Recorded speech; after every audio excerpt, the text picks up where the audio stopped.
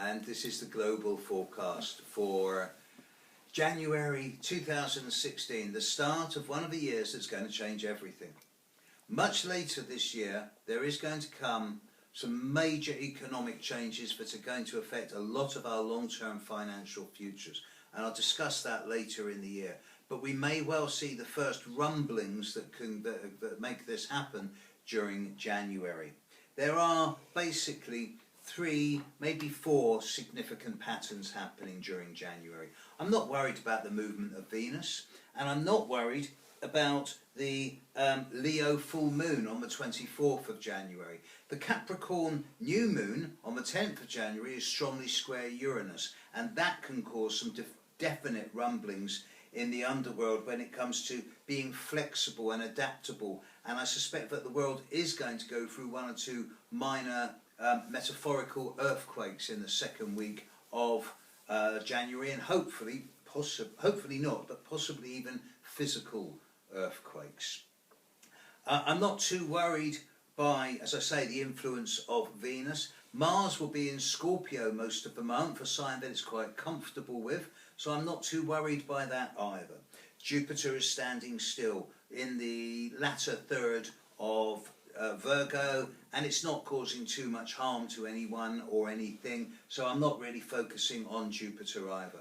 But what I am focusing on is the square, the ongoing square from Saturn to Neptune, which is, although it's past the first hit, it's still pretty damn strong, and there is an ongoing sense of uncertainty and confusion as to outcomes, whether those outcomes are involved the religious warfares in the world, the economic situation, or the political instability that seems to be dominating the whole of the first world at the moment. But the big factor, the big news over January 2015 is the Mercury retrograde. Mercury is going to move into Aquarius at the very start of the year, and then it's going to stand still at 1 degree Aquarius and go retrograde back into Capricorn. During its retrograde process, it will trine Jupiter, very nice, but it will also square Uranus around the new moon, suggesting yet again that the period of the 9th, 10th, 11th of January is a rather volatile and disruptive time. And then Mercury will stand still for a week, conjuncting Pluto. Mercury conjunct Pluto. Communication, media, networking, thought, intellect, speech, movement with Mercury, conjuncting Pluto, the lord of the underworld. Obsessive, compulsive, intense and extreme, regenerative, rebirthing, transformative, purging, detoxing, cleansing, purifying. You can be absolutely sure that in the 3rd week of January there's going to be a lot of vitriol and a lot of poison coming out of the world. There's going to be a lot of words spoken which are going to be rather nasty, and the sensible person will not buy into the hype and spin at that time. Instead, they will just take it with a pinch of salt and see where the world stands by the end of the month. As we approach the end of January, so Mercury starts moving forward again and leaves Pluto alone, and the extremism of the words will die down, and from then on, both individually and collectively, we can start making sense of what's been happening. But whilst Mercury is retrograde, there's going to be a lot of misinformation, miscommunication and bad words spoken.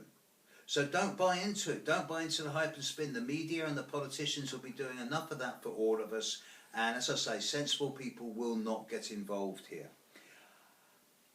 This is the start of a form of breakdown of the economic system, which is going to actually bring some type of massive fiscal correction by the end of the year, which will affect property prices.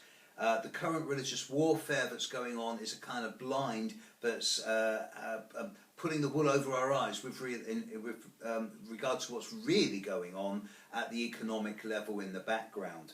More of this over the coming few months. But if the Earth were my client, I would be saying, as far as January 2016 goes, planet Earth, do your best to not buy into the hype and spin and have a grounded and stable month.